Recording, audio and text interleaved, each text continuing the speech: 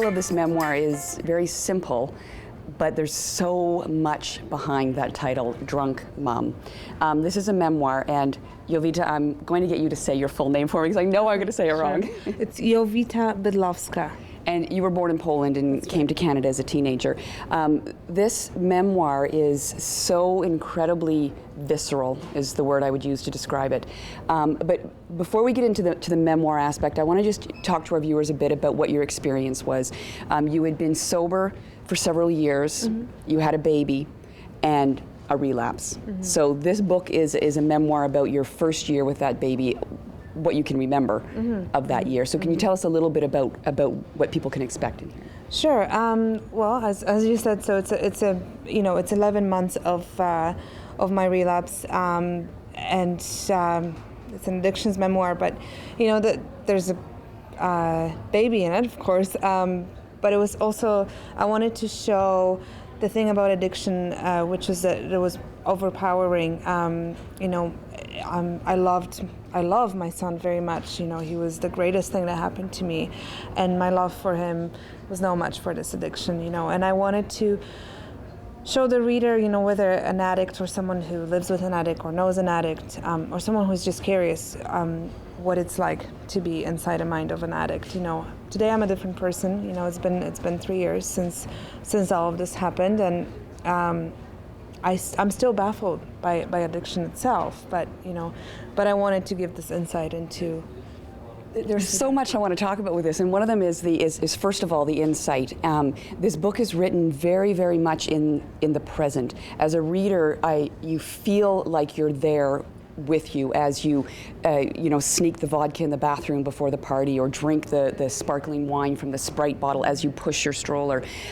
It's written in a very, as I said, visceral way, and I assume that that's deliberate, that you want the reader to feel even a little bit what it's like to be in the grip of this. Yeah, that was exactly, it was deliberate, and I write in present tense, and I had this image almost of talking to someone face to face, because I'm writing to an audience, but I also thought, if I were to explain to someone what it was like this is how I would want to explain it. So, throughout the drafts, I sort of rigorously removed a lot of colorful, sort of, flowery language to make it very short and sort of, quick and to the point. So, and very realistic too, because a lot of the chapters start with you waking up from a blackout and not knowing what happened, not knowing that you're at home, it's morning, your baby's still, thank God, safe and alive, but you have no idea what you did the night before, which is terrifying.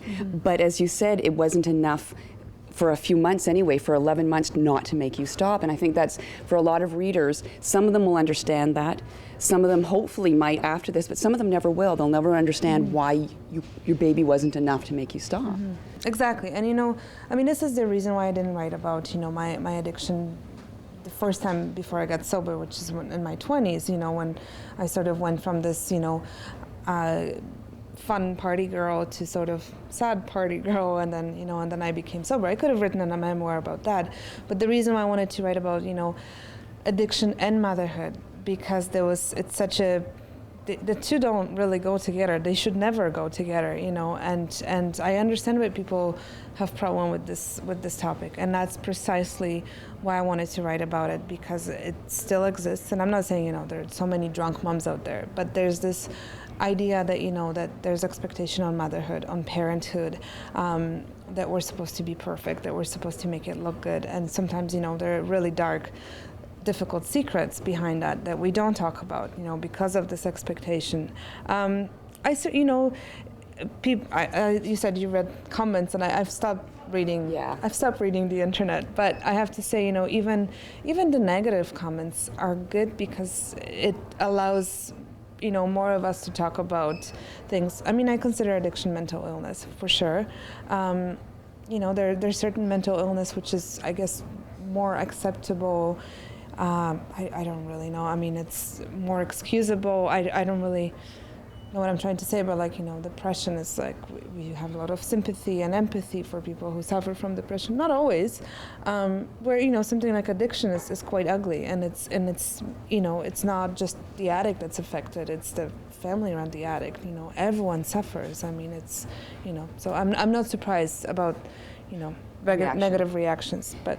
Well, you talk about how dark the book is, and it is very dark. And I thought one of the things that I thought is so powerful about this book is that you don't look for easy answers. Mm-hmm. There's no big ribbon at the end of this book. You're sober. Mm-hmm. Your marriage is together, your relationships together, you're raising your child together. But you talk about what does happy mean, and how you still struggle with it. And this isn't, I've stopped drinking and now life is rainbows and unicorns. And I think that is such an important message for people who are still struggling with this, to know that it is hard. Yeah. Well, it is a one day at a time thing. I certainly have happy moments. I'm healthy. I know where I went to bed, where I wake up. I know my son is safe. I spend all my free time with him, and that's wonderful.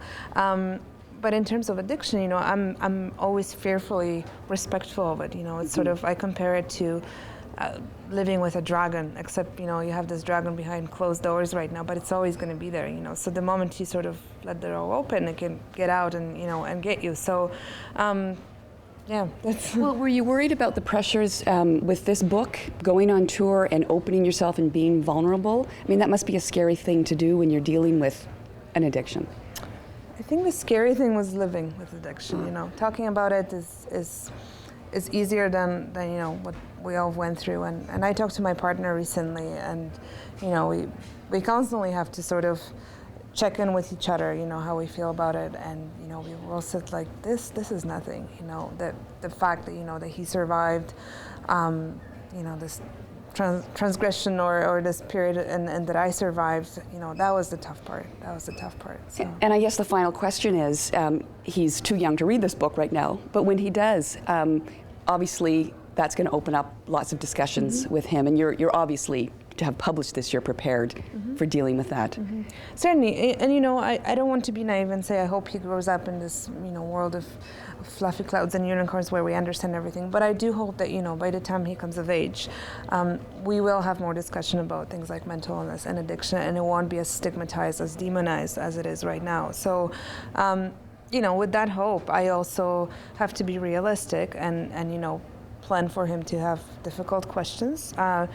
He may get angry. I mean, who knows? He may be totally okay with it and just say, I want to watch TV on what's for dinner. Like you never know, right? And I've read an account of there's a writer, David Carr, who wrote The Night of a Gun, and he there's a horrifying scene in his book about when he goes to smoke crack in a crack house and leaves his twin daughters in a car in the winter, and that broke my heart reading it, and then there's an article that he wrote about his daughters reading his memoir 20 years later and saying we're very proud of you and we're happy you wrote about this. So that's my dream, that this will happen. It may not happen, but I certainly am prepared to talk to him about it. Well, a very brave book, and extremely heart-wrenching and well written too. So congratulations, and congratulations on your sobriety. Thank you so much. Thank you.